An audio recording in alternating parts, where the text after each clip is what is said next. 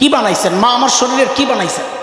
আরে তাড়াতাড়ি বলেন, জবাব দেন। মা আমার শরীরের কি বানাইছেন? কি বানাইছেন? কিছুই না, কিছুই না। অল্প কয়েকদিন বাড়িওয়ালার মতো ভাড়াটিয়া হিসাবে যেন নিজের পেটের মধ্যে ধারণ করেছেন, হওয়ার পর লালন করেছেন, তাতেই মার কলিজায় এত দরদ আর এত মমতা, এত মায়া, এত ভালোবাসা। মা আমার কিচ্ছু বানান নাই, তাতেও মার কলিজায় এত মায়া। তাইলে যে আল্লাহ আমার চোখ বানাইছেন ওই আল্লাহর কত মায়া। যে আল্লাহ আমার হাত পাও বানাইছেন ওই আল্লাহর কত মায়া। যে আল্লাহ আমাকে এত এত নিয়ামত দিয়া বাঁচায় রাখছেন ওই আল্লাহর কত মায়া। এক পাল্লায় নেকি, এক পাল্লায় গুনাহ।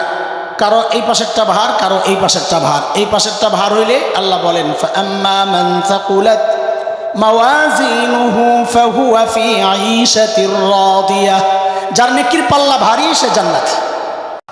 ওয়া আম্মা মান খাফফাত মাওয়াজিনুহু ফাউম্মুহু হাওিয়াহ, যার নেকির পাল্লা হালকা, গুনার পাল্লা ভারী, আল্লাহ বলেন সে জাহান্নামী।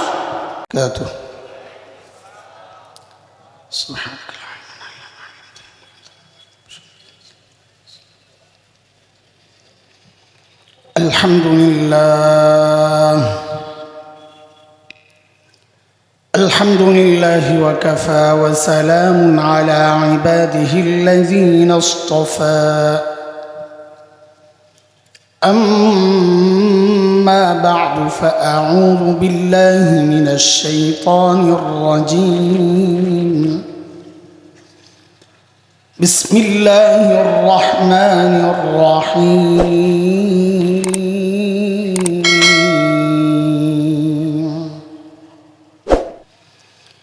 ونضع الموازين القسط ليوم القيامة فلا تظلم نفس شيئا وإن كان مثقال حبة من خردل أتينا بها وكفى بنا حاسبين.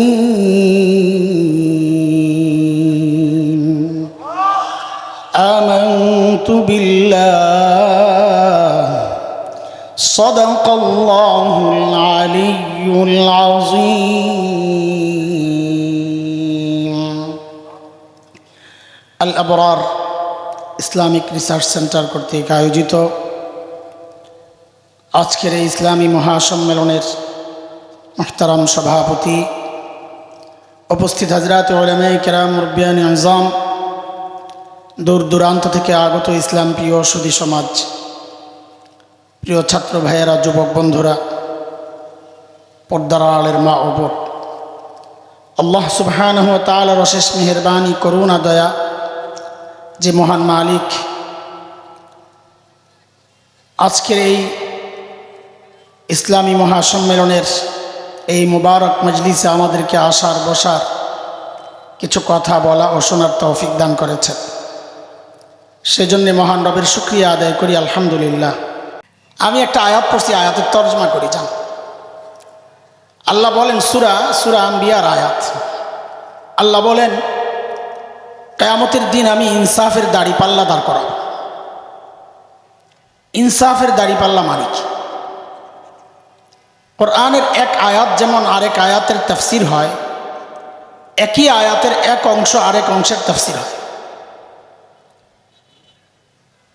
আল্লাহ যে বললেন ইনসাফের দাড়িপাল্লা দাঁড় করাবো, এর তাফসির যেন আল্লাহ নিজেই করছেন, ফালা তুজলামু নাফসুন শাইআ, কারো উপর বিন্দু মাত্র জুলুম হবে না। বিচার কাজে আবার জুলুম কেমনে হয় এটা আগে না বুঝলেও গত 16 বছর আমরা দেখে দেখে মোটামুটি বুঝ আমাদের হয়েছে। বিচারের নামের প্রহসন কাকে বলে আমরা দেখেছি।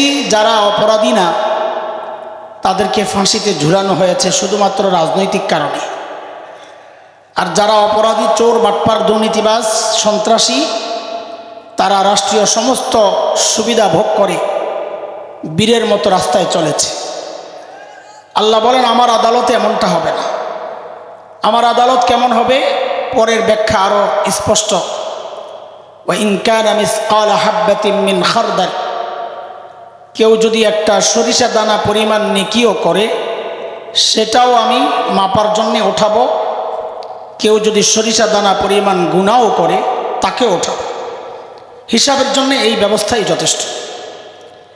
এই যে আয়াতের তর্জমা করলাম, এই আয়াতকে সামনে রেখে মুফাসসিরিন ইকরাম হাসরের মাঠে মানুষের 4টা শ্রেণী বের করেছে।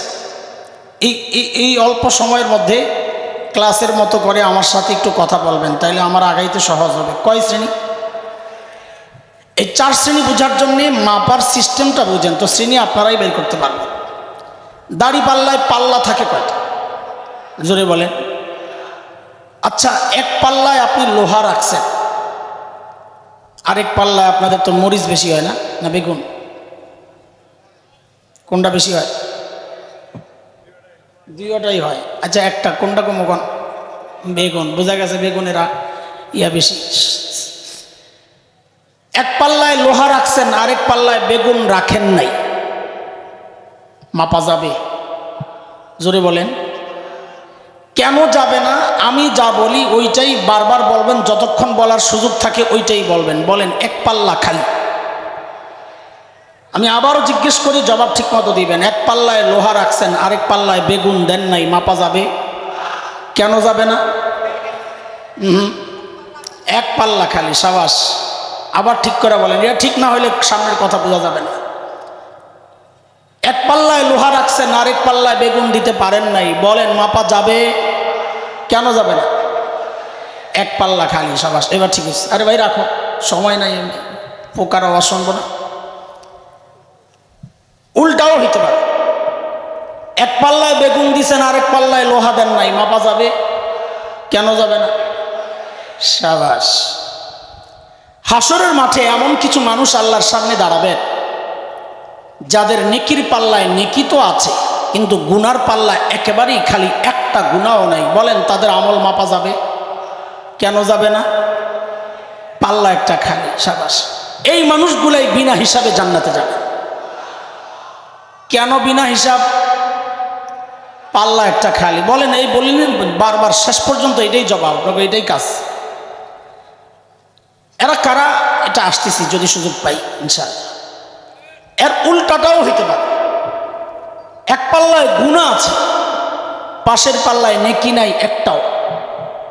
বলেন তাদের আমল মাপা যাবে? কেন যাবে না? এক পাল্লা খালি। তাদের সম্পর্কে আল্লাহ বলেছেন, ফালা নুকিমু লাহুম ইয়াওমাল কিয়ামাতি ওয়াজনা, আমি ওদের আমল মাপব না, ওরা বিনা হিসাবে। আর রইল কয় শ্রেণী? এক পাল্লায় নেকি, এক পাল্লায় গুনাহ। কারো এই পাশেরটা ভার, কারো এই পাশেরটা ভার। এই পাশেরটা ভার হইলে আল্লাহ বলেন, ফাআম্মা মান সাকুলাত মাওয়াজিনুহু ফাহুয়া ফি আইশাতির রাদিয়াহ, যার নেকির পাল্লা ভারী সে জান্নাতি। ওয়া আম্মা মান খাফফাত মাওয়াজিনুহু ফাউম্মুহু হাওিয়াহ, যার নেকির পাল্লা হালকা, গুনার পাল্লা ভারী, আল্লাহ বলেন সে জাহান্নামী। কয় গ্রুপ হইল বলেন তাড়াতাড়ি? কয় গ্রুপ?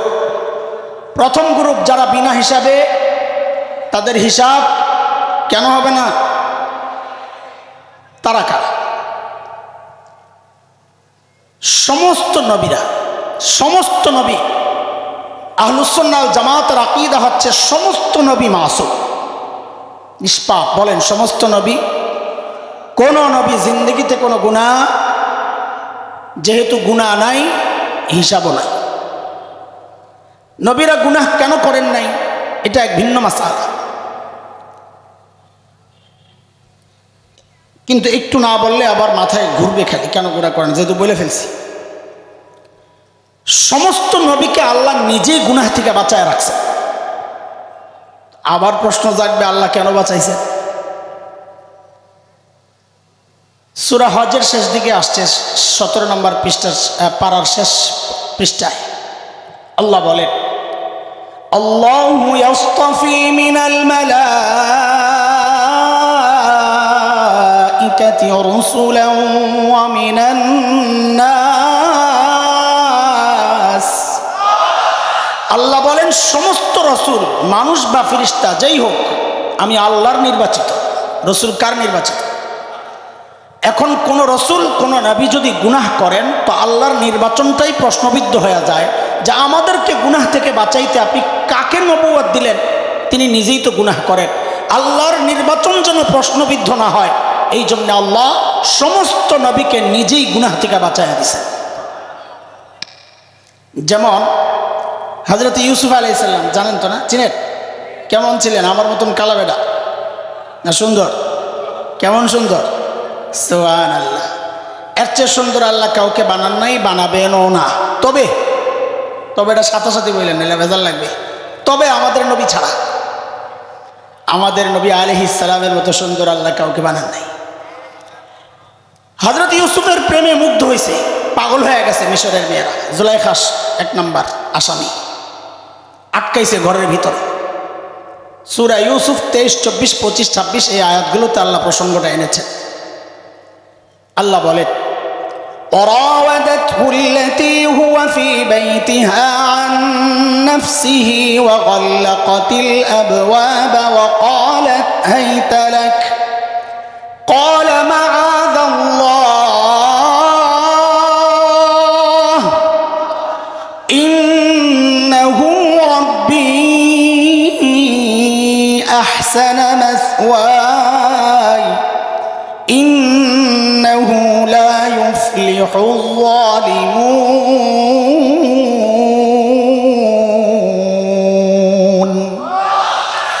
বিপদে পড়েই দিয়েছেন আল্লাহরে ডাক, ও আল্লাহ আমারে বাঁচা। 24 নম্বর আয়াতে আল্লাহ বলেছেন আমি বাঁচাইছি। তো বলেন হযরত ইউসুফকে বাঁচাইছেন কে?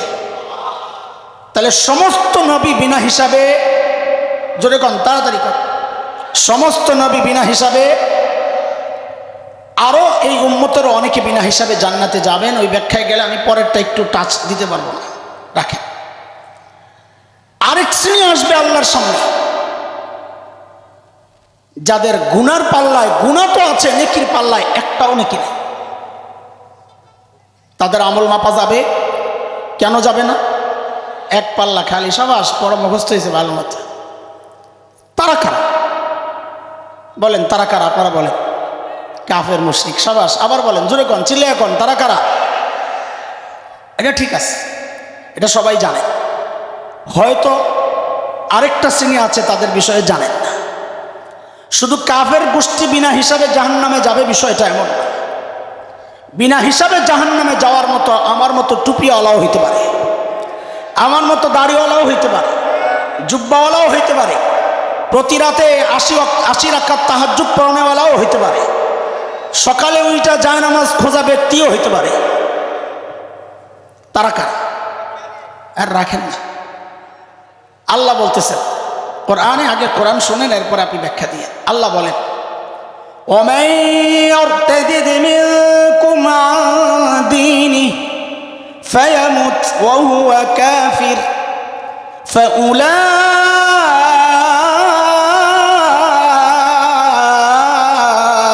حَبِطَتْ أَعْمَالُهُمْ فِي الدُّنْيَا وَالْآخِرَةِ وَأُولَئِكَ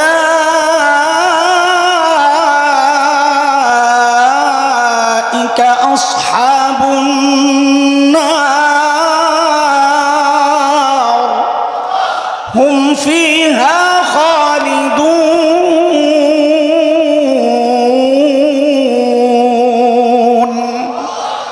সহজ তরজমায় বলি, আল্লাহ বলেন যারা মুরতাদ, ওই অবস্থায় যাদের মৃত্যু হয়েছে কুফরি অবস্থায়, তারাও চলে যাবে জাহান্নামে হিসাব ছাড়াই। প্রশ্ন হচ্ছে মুরতাদ কারা? মুরতাদের সহজ তরজমা বুঝেন, যারা ইসলাম থেকে বের হয়ে গেছে।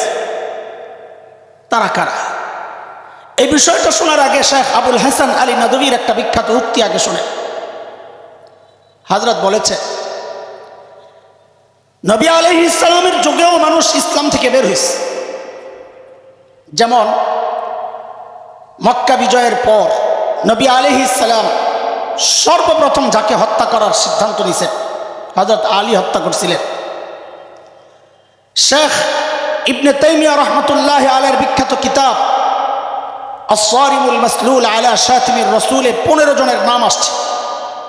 আব্দুল্লাহ ইবনে খাতাল, কুরতুনা, কুরাইনা, সাররা, মাকিস ইবনে সুবানা, হুয়াইরিস ইবনে নাকিদ, আব্দুল্লাহ ইবনে জিবিয়ারা, আব্দুল্লাহ ইবনে সাদ ইবনে আবি সারা, ইকরামা ইবনে আবি জাহেল, হিন্দা বিনতে উতবা, ওয়াহশি ইবনে হারব, হুবার ইবনুল আসওয়াদ, উবায়রা বিনতে আবি ওয়াহাব আল মখজুমি, কাব ইবনে জিবিয়ারা। এক নাম্বার যারা বিনা হিসাবে, দুই নাম্বার বিনা হিসাবে, আর রইল কটা? নেকির পাল্লা যাদের ভারী তারা, গুনার পাল্লা যাদের ভারী তারা। আমাদের আজকের আলোচনার মূল পয়েন্ট এটা, কারণ আগের যে দুই শ্রেণী গেছে, প্রথম শ্রেণী বিনা হিসাবে জান্নাতি, আশা তো করি, বাস্তবতা তো বিরোধী। আমাদের ভাই বলেছেন মুসলমান হিসাবে আমাদের যা করণীয় ছিল আমরা করতে পারছি না, এটা আমাদের ব্যর্থতা। সেই হিসাবে বিনা হিসাবে জান্নাত যদি আল্লাহ দেন সে তো আল্লাহর দয়া, আমি উপযুক্ত না। বিনা হিসাবে জাহান্নামেও যাওয়ার আশা আমাদের নাই, যেহেতু আল্লাহ ইমানের নিয়ামত দিছেন, আলহামদুলিল্লাহ। আর যে দুই শ্রেণী, আমাদের ওই দুই শ্রেণীতে থাকার সম্ভাবনাই বেশি। হয় কারো নেকির পাল্লা ভারী হবে, অথবা গুনার পাল্লা ভারী হবে। নেকির পাল্লা ভারী করার পদ্ধতি কি? কোরআন সুন্নায় অসংখ্য ব্যবস্থা আছে নেকির পাল্লা ভারী করার। শেষ যদি সুযোগ পাই আমি এই একটা ফিনিশিংয়ের কথা বলবো, কেমনে ভারী করে ইনশাআল্লাহ। তার আগে আল্লাহর কিছু দয়া আমাদের প্রতি পাল্লা ভারী করার জন্য একটু দেখেন। অল্পতেই যেন আমরা নেকির পাল্লা ভারী করতে পারি, আল্লাহ অনেক ব্যবস্থা রেখেছেন। তার মধ্যে সব সময়ের একটা ব্যবস্থা, আল্লাহ বলেন মান জাআ বিল হাসানাহ ফালাহু আশরু আমসালিহা ওয়া মান জাআ বিস সাইয়্যাহ ফালা ইউজজা ইল্লা মিসলাহা। আল্লাহ বলেন নেকি করবে একটা, উঠবে কয়টা? জোরে বলেন, 10টা। বলেন কয়টা? নেকি একটা, উঠবে কয়টা? একটা, উঠবে একটা। সুবহানাল্লাহ কইবেন না? না বাড়িতে যায় বলেন, নিয়ত করছে বলেন আবার ঠিক করে। নেকি একটা, উঠবে কয়টা? গুনাহ একটা, উঠবে কয়টা? বান্দা খবর কি? ফেসবুক চালাইতে চালাইতে গেছে, নেকি করার সুযোগ পাই নাই, গুনাহ চালু আছে। আল্লাহ তাআলা মাঝে মধ্যে স্পেশাল কিছু অফার দেন। যেমন এক অফার দিয়ে দিচ্ছেন রমজান আল মুবারক, রমজান মাস। মাঝে মধ্যে বিভিন্ন দোকানে, বড় বড় শোরুমে অফার দেয়, একটা কিনলে একটা ফ্রি, 50% ডিসকাউন্ট হয়। আমরা দেখি এলিভেন রোডে ভিড় পড়ে যায়। আল্লাহ একটা স্পেশাল ডিসকাউন্ট দিয়েছেন নেকির পাল্লা ভারী করার এই উম্মতের জন্য। বলে সেটা কি? বলে রমজান মাস, নবী আলাইহিস সালাম বলেন মান আদ্দা ফিহি ফরিদা কানা কামান আদ্দা 70 ফরিদাতান ফিমা সিওয়া। এই মাসে একটা ফরজ আদায় করলো, আল্লাহ তার আমল নামায় উঠায়া দিবেন 70টা ফরজ। একটা কিনলে 69টা ফ্রি। সুবহানাল্লাহ। আচ্ছা বলেন তো, আপনাদের জামালপুর যদি এমন একটা দোকান থাকে যেখান থেকে রূপা কিনলে বাড়িতে আসলে দেখে শোনা, কি একটা অবস্থা, এই দোকানের কি হালত হবে বলেন তো? হ্যাঁ, মানুষ ওই দোকানের মাটি শুদ্ধ ওটা খাইয়ে নিব, ঠিক কিনা? পরে টয়লেটে যায় চেক করবো কিছু পরিবর্তন হয়েছে কিনা। হ্যাঁ, আর নবী বলেন রমজানে কিংবা রূপা হইব সোনা, মানে কি করবা নফল আমাল, নফল আমল আল্লাহ আমল নামায় উঠায়া দিবেন ফরজের সওয়াব। কি বান্দা নেকির পাল্লা ভারী হয়েছে? আল্লাহ গেছে গা কেমনে কেমনে রোজা। কয় যা, আরেকটা অফার আছে তোর জন্য। বলে কি? বলে লাইলাতুল কদর খায়রুম মিন আলফি শাহর। এমন এক মাস রমজান, এমন একটা রাত করে দিয়ে দিলাম, ল আমল নামা পাল্লা ভারী কর, আমল করবি এক রাত, আমি আমল নামায় উঠাইয়া দেব 1000 মাসের চেয়েও বেশি সওয়াব। এই 1000 মাসের চেয়েও বেশি কত হয়? কত? 83 বছর। জোরে কর না, আরো জোরে কর।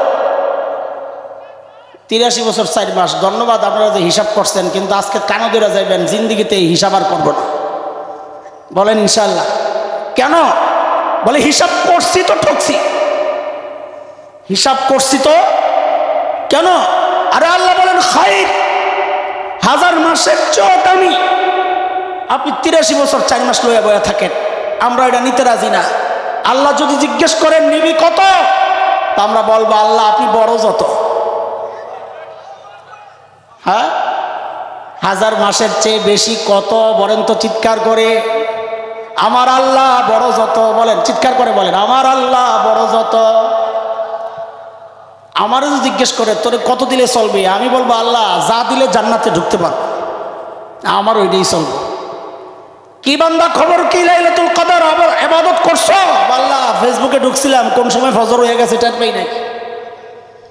তো আরেকটা অফার, কিছু টাকা পয়সা লইয়া হজ উমরা এসব, মসজিদুল হারাম আছে একটা, নামাজ পড়বি 1 রাকাত, জামালপুর পড়লে যেখানে হয়তো সওয়াব যা, মসজিদুল হারামে পড়লে আমি ওখানে দিব 1 লক্ষ গুণ বেশি।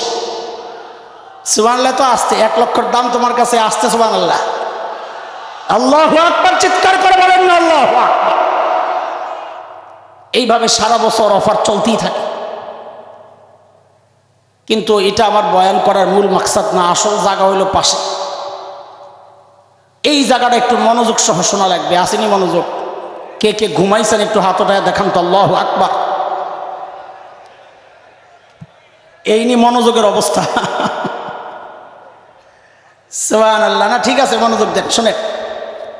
আচ্ছা বলেন তো, নেকির পাল্লায় গোটা বাংলাদেশটা যত ওজন হবে, কত ওজন, কত ট্রিলিয়ন টন হবে আল্লাহ মালুম। এই পরিমাণ নেকি যদি কারো নেকির পাল্লায় হয়, বলেন তো নেকির পাল্লা ভারী না হালকা? সবাই বলেন তো, ভারী না হালকা?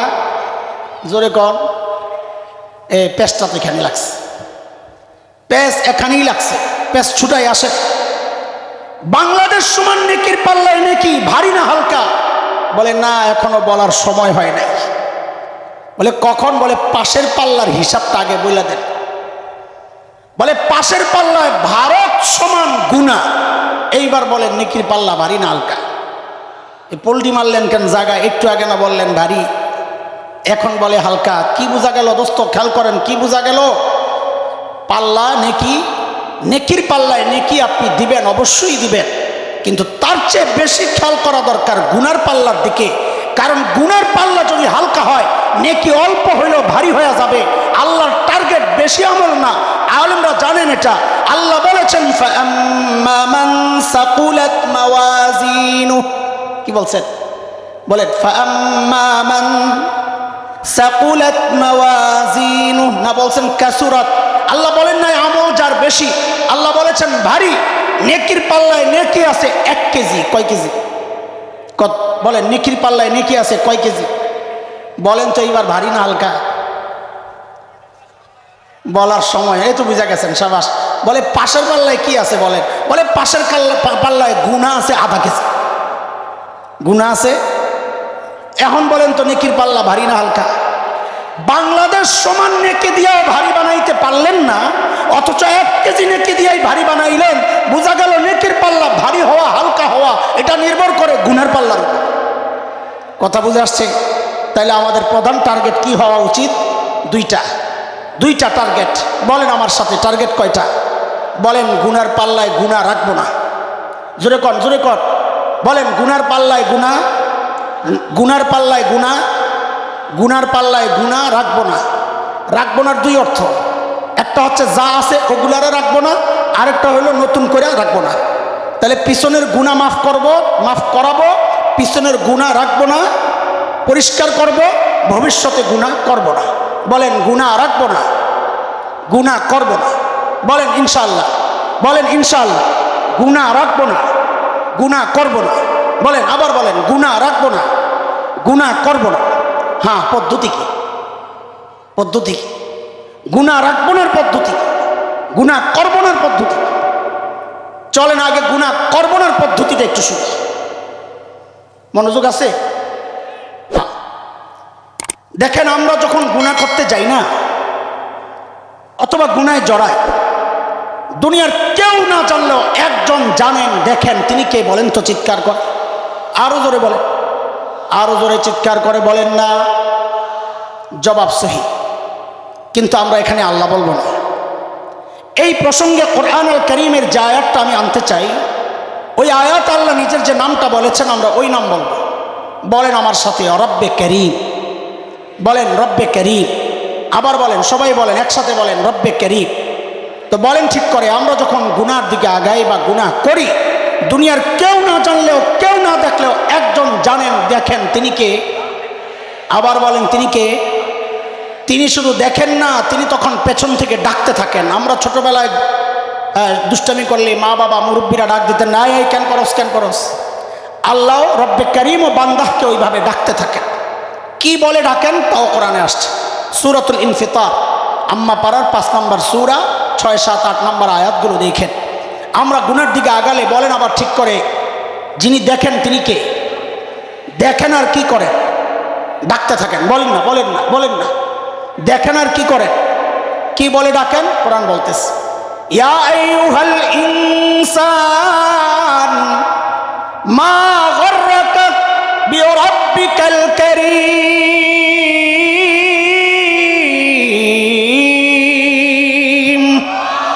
ও মানুষ, ওই করিম রবের ব্যাপারে তোমার কে ধোকায় ফেলবে? আরে কার কাছ থেকে কি পাওয়া তুমি তোমার করিম রব ভুলে গেল? আল্লাহ এইভাবে ডাকতে থাকেন। দেখেন এই ডাকটার ওজন কত, এটা এখনো আমরা বুঝতে পারি নাই। অনুভব হয়তো কিছুটা করছি, কিন্তু যদি অর্থটা পুরোপুরি জানতাম তাহলে এই ডাকের ওজনটা বুঝতাম। এই জন্য ছোট্ট করে আমরা একটু 2টা শব্দের ব্যাখ্যা দিই, তাহলে ওজন বোঝা যাবে। 2টা শব্দ বলেছি, বলেন একটা হচ্ছে রব আর একটা হচ্ছে, বলেন না, রব আর আরবিতে করিম কাকে বলে, রব কাকে বলে এটা বুঝে।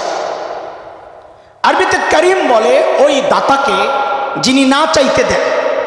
বলেন না, না চাইতে, এই চোখ চায়া পাইছি না না চায়া, কান চায়া পাইছি না না চায়া, জিহ্বা চায়া পাইছি না না চায়া। এ দোস্ত জোরে সোরে একবার বলেন তো, আমার শরীরের কোন অঙ্গটা আল্লাহর কাছে চায়া পাইছি? জোরে বলেন না। না চাইতেই যিনি দিয়েছেন সেই মালিকের নাম না, শুধু কারিম। বলেন তার নাম। দেওয়ার পর এগুলোকে বাড়িয়েছেন, বাঁচিয়েছেন, নিরাপত্তা দিয়েছেন, সংরক্ষণ করেছেন যেই মহান সত্তা, তাকে বলে রব, তাকে বলে। 2টা মিলে কি হইল? আচ্ছা বাদ দেন, আমাকে বলেন তো একটু, এটা উদাহরণ দিলে ওইটা বুঝবেন আরো। আল্লাহ আর তার রসুল ছাড়া আমাদেরকে সবচাইতে বেশি ভালোবাসেন কে? একটু বলেন তো, একজনের নাম বলেন, আরো জোরে বলেন, কে কে? আহারে, মার কলিজায় যে কত দরদার মায়া, এটা দুনিয়া মা ছাড়া কেউ বুঝবে না।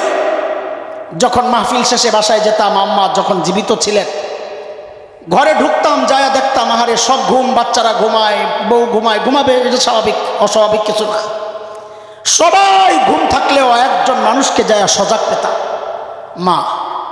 কখনো নামাজে, কখনো যায় নামাজে, কখনো পায়চারি করতেছেন অস্থির, কখনো দোয়ায় মোনাজাতে।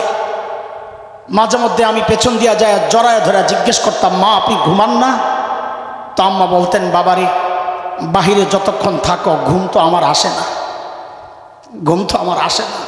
এর নাম কি? বলেন না, এর নাম কি? আরে মা ওই মানুষ, ঘরে খাবার আছে যা, মা যদি মনে করেন এখান থেকে আমি যদি একটু খাই তো আমার বাচ্চারা পেট পুড়ে খেতে পারবে না।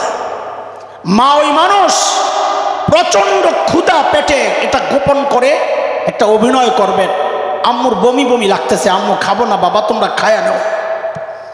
আজীবন এই স্যাক্রিফাইস যে মানুষটা করেছেন সেই মানুষটার নাম কি? আর এর জন্যই তো উলামারা মা আর বাবার ক্ষেত্রে কিছু মাসআলা আলাদা করেছে। যেমন এক মাসআলা তো এমন, কোনো সন্তান যদি বাবা মার আগে মৃত্যুবরণ করে তো বাবা সন্তানের লাশের পেছনে পেছনে যেতে পারে, বাবা সন্তানের কবরেও নামতে পারে। বলে কেন, বাবার কলিজায় কি মায়া দয়া নাই? বলে আছে। বাবাও চিৎকার করে করে কান্না করবেন, কিন্তু বাবাকে আল্লাহ ওই শক্তি মনোবল দিয়েছে, বাবা সন্তানকে দাফন করে কান্না করতে করতে উপরে উঠতে পারবে। কিন্তু কোনো মায়ের জন্য সন্তানের লাশের পেছনে যাওয়া চলবে না, কোনো মায়ের জন্য সন্তানের কবরে নামা চলবে না। কেন? দুনিয়ায় এমন কোনো মা নাই যে সন্তানকে দাফন করার জন্য কবরে নেমে সন্তানকে শোয়া ওই মা আবার সুস্থ অবস্থায় উপরে উঠবেন, এমন কোনো মা জগতে নাই। সন্তানদের শোয়া মা নিজেও শুয়ে পড়বেন। কথা বলেন, কথা বলেন। দোস্ত একটু জিজ্ঞেস করি, বলেন তো এই যে মার কলিজায় এত দরদার মায়া, কারণটা কি? মা আমার একটা চোখ বানাইছে, একটা হাত, বলেন বলেন জোরে বলেন, জবান, হ্যাঁ, একটা পা, কি বানাইছেন? মা আমার শরীরের কি বানাইছেন? আরে তাড়াতাড়ি বলেন, তাড়াতাড়ি বলেন, জবাব দেন। মা আমার শরীরের কি বানাইছেন? কি বানাইছেন? কিছুই না, কিছুই না। অল্প কয়েকদিন বাড়িওয়ালার মতো ভাড়াটিয়া হিসাবে যেন নিজের পেটের মধ্যে ধারণ করেছেন, হওয়ার পর লালন করেছেন, তাতেই মার কলিজায় এত দরদ আর এত মমতা, এত মায়া, এত ভালোবাসা। মা আমার কিচ্ছু বানান নাই, তাতেও মার কলিজায় এত মায়া। তাইলে যে আল্লাহ আমার চোখ বানাইছেন, ওই আল্লাহর কত মায়া। যে আল্লাহ আমার হাত পাও বানাইছেন, ওই আল্লাহর কত মায়া। যে আল্লাহ আমাকে এত এত নিয়ামত দিয়া বাঁচায় রাখছেন, ওই আল্লাহর কত মায়া। এর জালিম, তুমি কি দেখো না কত মায়া? আরে আমি আর তুমি যখন দরজা জানলা বন্ধ করে ভেতরে গুনাহ করি, আমার মালিকের কত মায়া। ওই গুনাহ অবস্থায়ও আমার মালিক দরজার নিচে দিয়ে বাতাস আর অক্সিজেন পাঠাইয়া দেন যেন আমি মইরা না যাই। আমি আর আপনি যখন গুনায় জড়াই, আল্লাহ রাব্বুল আলামিন আমার রব্বে কারীম তখন মায়া করে করে ওই কথাগুলো মনে করে দিয়া দিয়া ডাকতে থাকেন, এই বলে, ইয়া আইয়ুহাল ইনসান মা গররাকা বিরাব্বিকাল কারীম।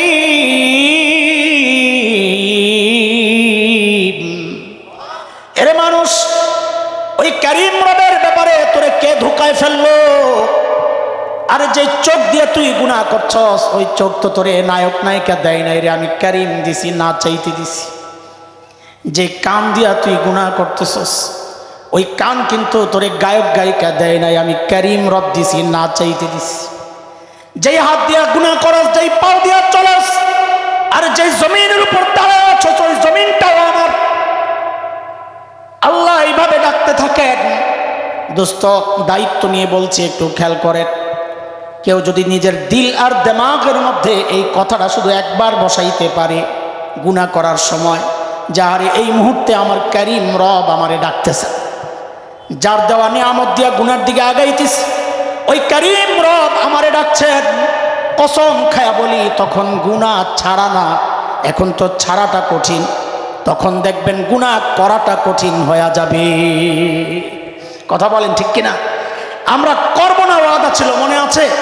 এই চিন্তাগুলো লালন করলেই গুনাহ থেকে বেঁচে থাকা যাবে। গুনাহ রাখবো না পদ্ধতিকে শেষ করবো কথা। আমাদের একজন মালিক আছেন যার নাম গফফার। কি নাম? দোস্ত তাড়াতাড়ি বলেন, কি নাম? কি নাম? জোরে বলেন না, কি নাম? গফফার চিনেন? চিনেন গফফার? হ্যাঁ হ্যাঁ বলেন, না চিনলে বলেন, চিনলে বলেন। চিনেন গফফার? চিনেন? আল্লাহু আকবার বলেন। আরে চিৎকার করে বলেন না আল্লাহু আকবার। এরে দোস্ত, দুনিয়ার সবাই অপরাধীকে খুঁজে শাস্তি দেওয়ার জন্যে, এমনকি সন্তান অপরাধ করলেও মা বাবা খোঁজেন শাস্তি দেওয়ার জন্যে। গফফার ওই মালিকের নাম, যিনি অপরাধীরে খোঁজেন মাফ করার জন্যে। প্রতি রাতে শেষ রাতে এসে ডাকতে থাকেন, আলা মিন মুস্তাগফিরিন ফাগফির লাহ। এই কে কে গুনাহ করছস, আয় আয় আয়, আমি আসছি তোরে মাফ করার জন্য, তুই মাফ চা, আমি মাফ করে দেব। বান্দা যদি হতাশ, বান্দা যদি জানতে চায় মালিক আমার গুনাহ তো অনেক, আপনি মাফ করবেন কত, তো গফফারের পক্ষ থেকে জবাব আসে, বান্দারে তুই গুনাহ করছস যত। বলে মাফ করবেন কত? বলে গুনাহ করছস যত। আল্লাহু আকবার বলে। তারপরে বলেন না কত? তো হাদিসে কুদসি আল্লাহ বলে, আমার বান্দার গুনার পরিমাণ যদি সারা দুনিয়াটা ভরে যায়, ভরতে ভরতে যায়া যদি ওই আসমানে যায়া ঠেকে। এরে দোস্ত, আসমান কত দূরে জানা আছে নি? বিজ্ঞানীরা আবিষ্কার করেছেন নক্ষত্রগুলো 1000 কোটি মাইল দূরে, কিন্তু আসমান কত দূর এখন পর্যন্ত কেউ কল্পনাও করতে পারে নাই। আল্লাহ তাআলা বলেন, আমার বান্দার গুনার পরিমাণ যদি সারা দুনিয়া ভরে যায়, ভরতে ভরতে যায়া যদি ওই আসমানে যায়া লাগে, হাদিসের শব্দ লা উবালি, এরপরেও যদি বান্দা আইসা আমার কাছে মাফ চায়, আমার কোনো পরোয়া নাই, আমি তার সব গুনাহ খাতা মাফ করে দিব। আল্লাহু আকবার বলেন, আল্লাহু আকবার। এমন রব থাকতে, এমন মালিক থাকতে গুনাহ নিয়ে ঘুমাইতে যাওয়ার মতো বোকামি আর কিচ্ছু নাই। কথা বলেন ঠিক কিনা? আজকে প্রতিজ্ঞা করব ইনশাআল্লাহ, গুনাহ রাখবো না, গুনাহ করব না। বলেন ইনশাআল্লাহ, বলেন গুনাহ রাখবো না, গুনাহ করব না। ঠিক আছে তো ইনশাআল্লাহ? আল্লাহ তাআলা তৌফিক দেন।